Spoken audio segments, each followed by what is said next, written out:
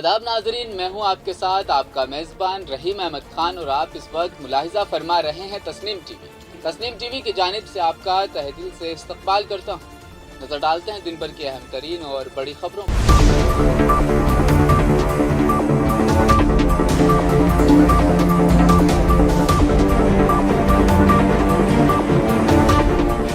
माशी बहरान का शिकार श्रीलंका। अवाम के पुरतशद्दुद मुजाहिरों के बाद सदर गोटाबाया राजापक्सा ने मुल्क में अमीर जिनसी नाफिज कर दी। श्रीलंका में लोगों को बिजली की कटौती, ईंधन, राशन और दीगर अशिया समेत जरूरी अद्वियात की कमी का सामना करना पड़ रहा है। श्रीलंका के सदर गोटाबाया राजापक्सा ने जुमा को मुल्क में हंगामी हालात का ऐलान कर दिया है। शदीद माली बहरान का सामना करने वाले लोगों ने जुमेरात को सदर की निजी रिहाइशगाह के करीब रुकावटें खड़ी कर दी और गाड़ियों को आग लगा दी, जिसके बाद बिगड़ती हुई सूरत हाल के पेश नज़र अमीर जिनसी को नाफिज करना पड़ चुका है। इस फैसले से फौज को लामहदूद ताकत मिल जाएगी, जिससे किसी भी किस्म की पुरतशद्दुद मुजाहिरे को रोकने में मदद मिलेगी। इस हवाले से गज़ट भी जारी कर दिया गया है। दरअसल श्रीलंका शदीद माशी बहरान से गुजर रहा है। हालात इतने ज़्यादा ख़राब हो चुके हैं कि लोग सड़कों पर निकल आए हैं। मुजाहिरीन की बड़ी तादाद ने सदर को बताया कि राजापक्सा की रिहाइश गाह के बाहर मुजाहिरा करके उनके इस्तीफा का मुतालबा कर रहे हैं। बीजेपी और आरएसएस के खिलाफ खामोश एहतजाज एक मार्च निकाला गया। अलीगढ़ इंतजामिया को सदर जमहूरिया के नाम एक मेमोरेंडम इस मौके पर दिया गया। मुल्क में नफरत को फरोग देने और मुस्लिम शिनाख्त और सकाफत को निशाना बनाने के लिए बीजेपी और आरएसएस के खिलाफ आज खामोश एहतजाजी मार्च मुस्लिम यूनिवर्सिटी अलीगढ़ कैंपस में तलबा ने निकाला, जिसके मद्देनजर यूनिवर्सिटी बाब सैयद पर खासी अच्छी तादाद में पुलिस को तैनात करना पड़ा। आज के इस एहतजाजी मार्च के पोस्टर बैनर सोशल मीडिया पर वायरल हुए। उसके बाद यूनिवर्सिटी इंतजामिया गुज़श्ता 2-3 रोज से एएमयू तलबा रहनुमाओं पर दबाव बना रही थी कि आज का एहतजाजी मार्च ना निकाला जाए, लेकिन यूनिवर्सिटी इंतजामिया का दबाव एहतजाज को ना रोक सका।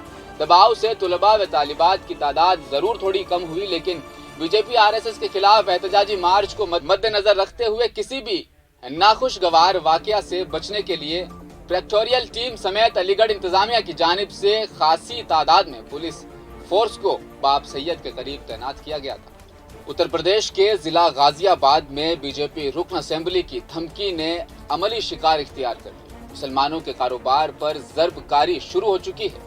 अभी तक गोश्त की दुकानों का मसला बना हुआ था, लेकिन अब मुस्लिम होटलों को भी बंद करने का हुक्म सादिर कर दिया गया है। ये सब गाजियाबाद लोनी से बीजेपी के मुतनाज़ा रुकन असेंबली नंद किशोर गुर्जर के ऐमा पर हो रहा है, जो मुसलसल मुसलमानों को टारगेट किए रहते हैं। Senior food safety incharge N Jha ने घूम घूम कर होटलों और गोश्त की दुकानें बंद करवाई और धमकी दी कि अगर खोल दिया तो लाइसेंस जब्त होंगे और कानूनी कार्रवाई की जाएगी। ऐसी धमकी दी जा रही है जैसे किसी दूसरे दर्जे के शहरी।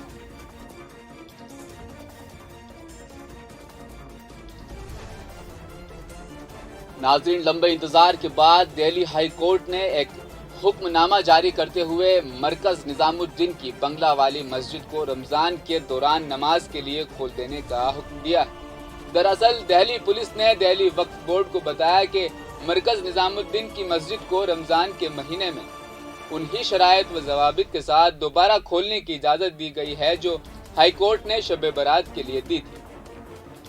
दिल्ली पुलिस ने निजामुद्दीन मरकज इंतजामिया को मस्जिद की हर मंजिल के दाखिली और खारिजी दरवाजों के साथ साथ सीढ़ियों पर भी सीसीटीवी कैमरे दोबारा नस्ब करने की हिदायत भी दी है। पुलिस ने इंतजामिया को एक नोटिस बोर्ड लगाने का भी हुक्म दिया है, जिसमें गैर मुल्की नमाजियों के दाखिल होने की शराइत और जवाबित रखे गए हैं।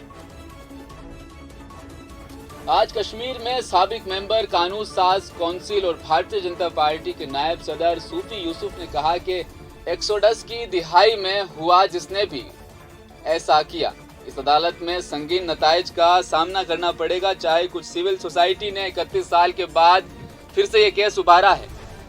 बटा कराटे पर सूफी ने कहा कि जिसने भी ऐसा किया उसका अंजाम उसे भुगतना पड़ेगा। यहाँ तक कि 40,000 कश्मीरी अपनी जानों से हाथ धो बैठे, इसके जिम्मेदार यही लोग हैं।